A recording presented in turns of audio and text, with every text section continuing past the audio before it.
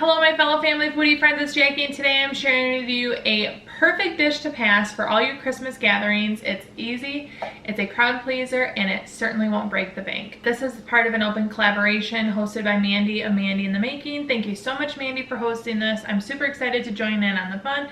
I love Christmas and I love participating, so woohoo! So I have hosted many events in my house over the years, and I always make brownies from Baker's Corner at Aldi. Aldi has this, they come in a red box, they're basic classic brownies, and they're 89 cents a box.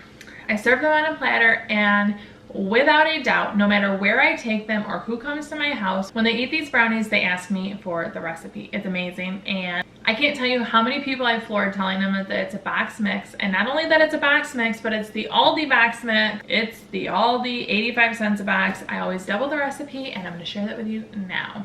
So here I have 2 boxes of brownie mix, my oil, my water, my eggs, and before I make the mix, I'm getting my pan ready. I use a really large Wilton non-stick coated pan, but I like to put parchment paper, trim it to fit the bottom, and then I spray the sides with oil. This makes the brownies release super easy. I have learned this the hard way. Brownies look so much better when you can get them off the bottom super easy, and I want them to look pretty on the platter.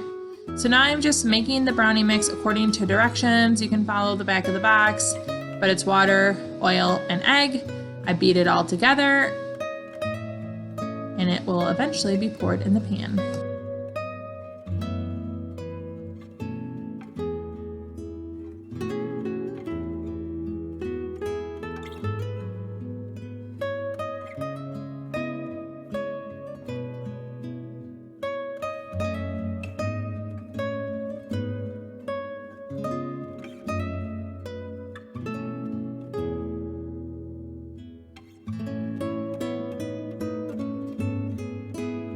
With the very inexpensive addition of eggs, oil, and water, and then whatever toppings I have on hand, you can make an entire double batch of these brownies for less than $5. Now at Christmas time, I don't know about you, but I really like to stretch my dollar when I can, and this is the perfect solution for that.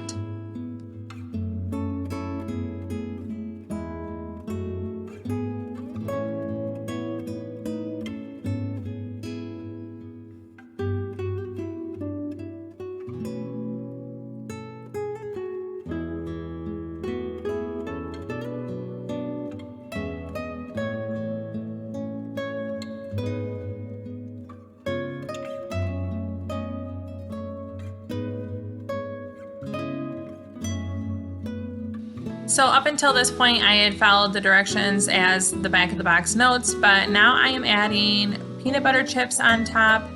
These are from Aldi, and I use maybe a quarter of a bag. I basically use whatever I have left over from a different recipe, so it was no additional cost to me. I did buy Reese's Pieces for this recipe. This is my favorite addition on top of the brownies, but you could do coconut, you could do a graham cracker crumble, you could do marshmallows, you could do pretzels, you could do a caramel drizzle, you could do whatever you wanted. But my family, we prefer the peanut butter and the Reese's Pieces. We also added these semi-sweet chocolate chips because, again, I had them left over from cookies that my husband made. But you could do whatever suits you. When I make a really large double batch like this, I do like to make multiple ones because if I take it places, someone might not like peanut butter, or like me, I hate chocolate chips, so I wouldn't grab one of those brownies, but I'm all about the Reese's Pieces. So making 3 different flavors is perfect when you're serving it to a crowd. I bake it according to directions. When you make it in a larger pan, it does maybe take a little bit longer than an 8x8. Make sure that it's done with the toothpick test, and once they're out, I always test my sacrificial brownie. The first one I cut never comes out as pretty because I don't have the open edges to scoop from. You can see it's not going to be as square as the others. That's why I call it the sacrificial brownie, and unfortunately there's nothing to do but eat it. Make sure it tastes good.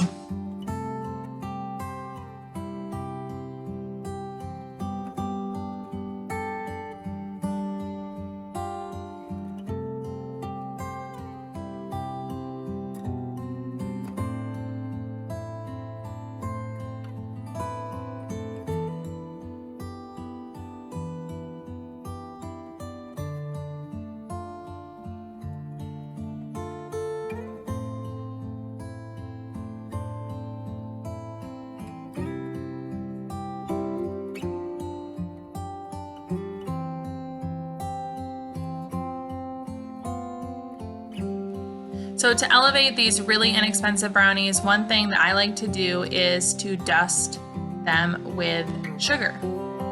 I take a little spoon there, I don't even know what it's called, it's netted, and I add powdered sugar and then I tap it and it gives it a nice dusting. And if you're eating these fresh from the oven, as we like to do if I'm not taking them to a dish to pass, we scoop it with ice cream. Everyone except for me and my family likes brownies with ice cream. I do not like a la mode desserts. As you can see here, we ate a significant chunk of these brownies right out of the oven. That was our snack for the evening. And now after my kids have gone to bed and the brownies have cooled, cooling is an important part of this because if you add them all warm, they're going to just melt on top of each other and melt the powdered sugar.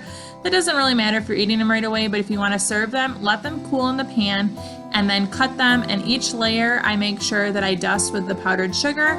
And then I cut more brownies and layer them on top. It is quite dark in my kitchen right now, and I apologize because this was after my kids went to bed.